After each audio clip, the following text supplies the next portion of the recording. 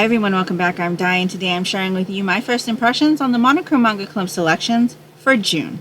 So the Monochrome Manga Club is an in-real-life manga club that I host where we're reading 2 first-in-a-series selections.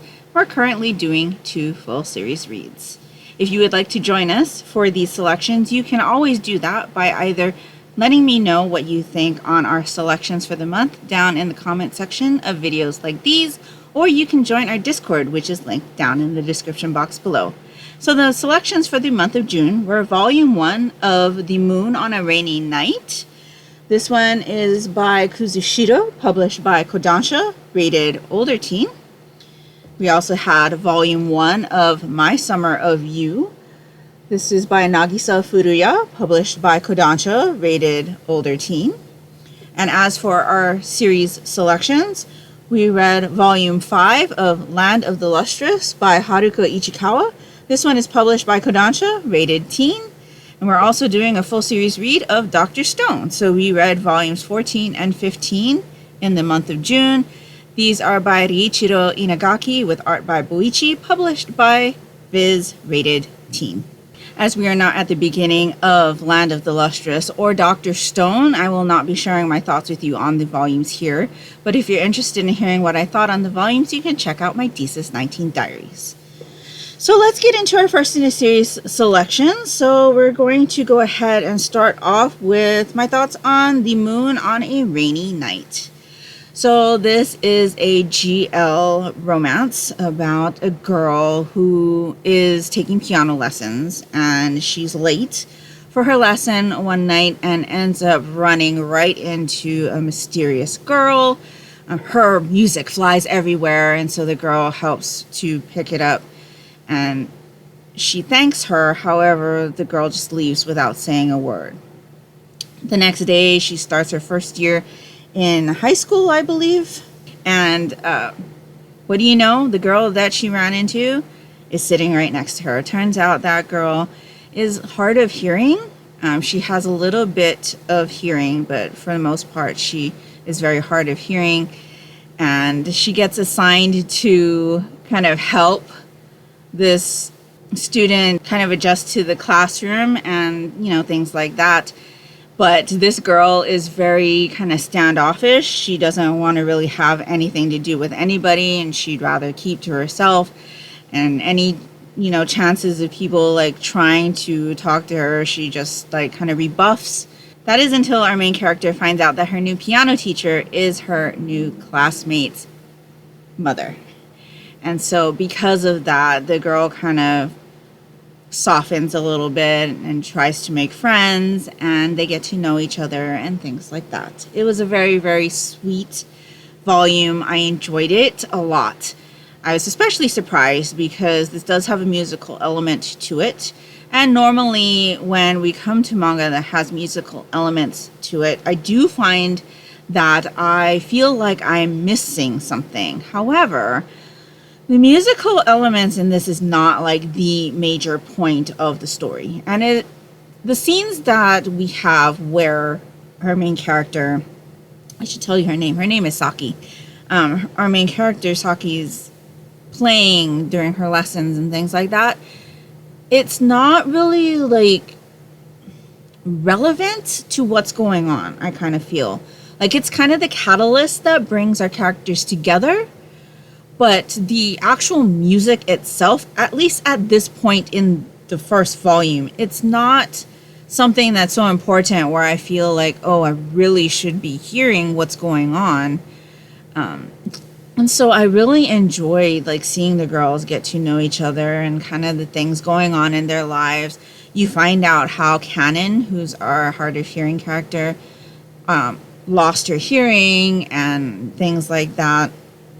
It's kind of funny because Saki is a little bit of a klutz, and she's not like the most diligent of students, especially not with her piano, I would say, but is very kind of relatable to me because as myself, having taken music, not only piano, but band and orchestra as I was going through school, just the things that were happening during her lessons and things like that, it did kind of remind me of those times, especially when like our character gets called out for not practicing enough and things like that. I mean, it is kind of embarrassing when your teacher calls you out for not practicing, but you know, it's something that I definitely had a time or two. And so it was definitely a relatable thing for me. I am enjoying our characters' interactions with each other. And as we go through the volume, the friend group is getting a little bit bigger. And so I'm enjoying that a lot. And the art style is just gorgeous. And so I'm really, really looking forward to continuing with this series. I'm kind of unhappy with myself that I let this one languish on my shelf for so long. And it's because I thought I wasn't going to enjoy it as much because of the musical element. I'm happy to say that I'm very, very much interested in what had happened in this volume. I enjoyed seeing the girls get to know each other and kind of bond over different things. And like I said, the piano lessons and the friend group that's growing, just really, really interested in seeing where this story goes. And so really, really happy that I finally picked this one up. And so definitely one I'm excited to continue. And then another one that's been languishing on my shelf for a while. This is My Summer of You Volume 1. So I do have Volume 2, and I just recently picked up Volume 3 in the Humble Bundle that was released by Kodansha this month. I have had this one on my shelf for a while, not because I wasn't interested in it or had anything that I thought was possibly going to be something that I wasn't going to enjoy, just one that I haven't gotten to yet. So this one is a boys' love selection. We're following two high school friends, and they're kind of bonding with each other over their love of movies. So one of the guys is really, really popular, and like everybody wants to get to know him. All the girls want to date him, but he's really only friends with this other guy, and his name is Wataru. And Wataru is kind of like the guy that's just a regular guy. Like, he has friends, people know him, but he's definitely not as popular as Chiharu, who is the really popular, gorgeous guy that everybody loves. And so they kind of have an unusual kind of friendship. Like, people don't understand why these two guys are friends, but these guys really bond over movies. And so they kind of have movie dates. I would call them dates. But they go to movies, you know, quite often. And they, you know, switch off by choosing which movie and things like that. And so they're doing that. And one day, Chiharu confesses his feelings, romantic feelings, for Wataru. And at that time, Wataru isn't bothered by it. He tells Chiharu that he's not bothered by it. It's not going to change their relationship. But as Wataru thinks more on what Chiharu said and things that happen after that, Wataru starts to wonder if his feelings for Chiharu are a little bit more than he thinks they were. This was a really, really cute volume too. I really enjoyed it. It's quite a thick one. I do feel like the relationship progression on this one was also very realistic. I enjoyed kind of watching Wataru realize his feelings, and you know, them going to the movies and how excited they are about the movies that they're watching and the discussions that they have with each other about what they watched and things like that. It was really, really cute.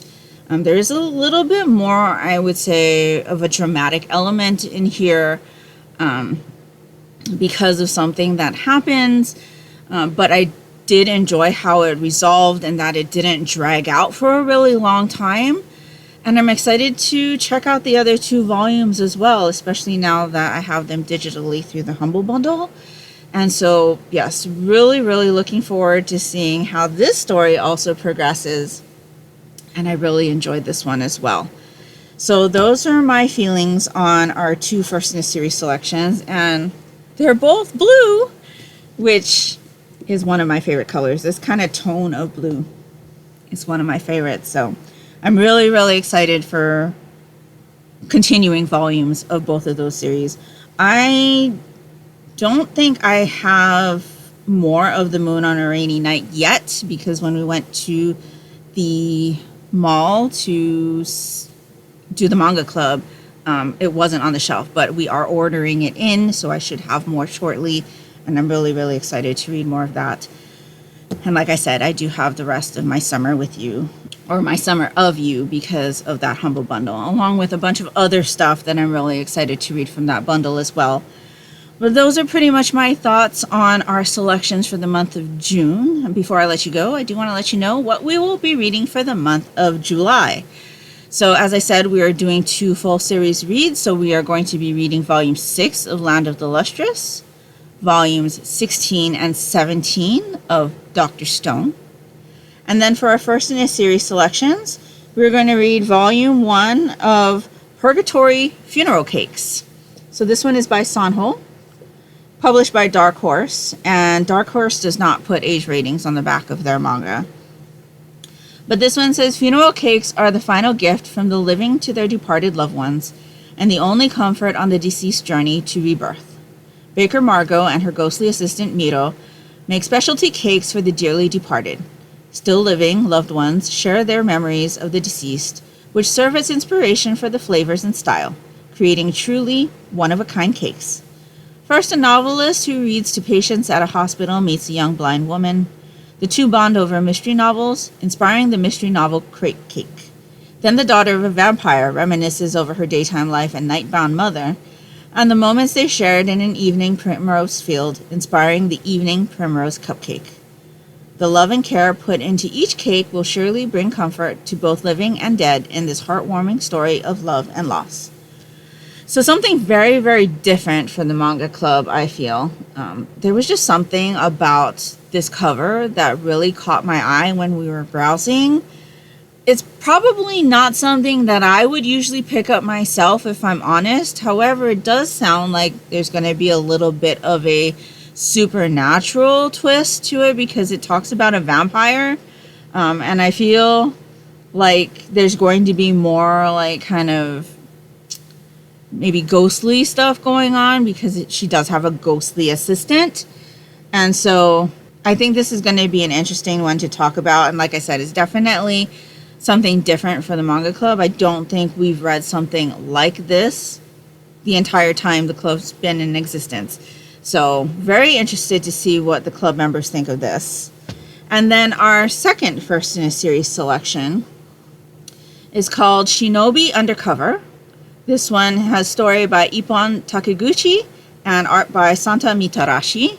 Or I should say my daughter and I are going to be reading it on the Shonen Jump app, but it is just recently released in physical format by Viz, and this is rated teen. So the summary for this one says, Yodaka's worst nightmare comes true when his job as a public safety ninja forces him to high school, and even worse, talk to people. When it comes to combat, his skills are off the charts. When it comes to social interaction, however, he completely falls apart. But things take an unexpected turn when he discovers that talking to Aoi Mukai, the girl he's assigned to guard, is surprisingly easy. So it sounds like one of those stories where you've got like a super talented person, right, assigned to someone undercover. Except I think the girl that he's assigned to is a bit of a klutz and can easily get into trouble. And obviously the shinobi there are there to guard her. And I believe it's from some assassins, possible assassins. So it does sound to be very interesting. And it sounds like it's going to be something that I really enjoy. Like I said, my daughter and I are going to be reading this one on the Shonen Jump app, but it did just come out in paperback at the beginning of June. So very, very excited for that one. I think that one's probably more down my manga club members' alley than Purgatory Funeral Cakes. But I think we're going to have a really interesting discussion about Purgatory Funeral Cakes, depending on how the stories in this volume goes. So very, very excited for the selections in July. Let me know down in the comments below if you've read any of the selections I've talked about here. Have you picked up that Humble Bundle? I don't think it is available anymore as of when this video goes up, but it was a really, really good bundle, and I'd really enjoy the Humble Bundle offerings when they are available. Like I said before, if you would like to join us in reading the selections for the month or any of our previous selections, you can let me know your thoughts on the volumes down in the comment section of videos like these, or you can join our Discord, which is linked down in the description box below, and we have threads for each of the volumes that we've read along with our finished series reads threads, so you can definitely join in on any of our selections if you would like to do so. If nothing else, and you'd just like to let me know that you were here, if you could leave me a cake emoji or a ghost emoji down in the comments below, it would be greatly appreciated and would really help me out, and that will do it for me today. So I hope you're all doing great. I hope you're all safe and healthy, and until next time, take care and smile always. Bye.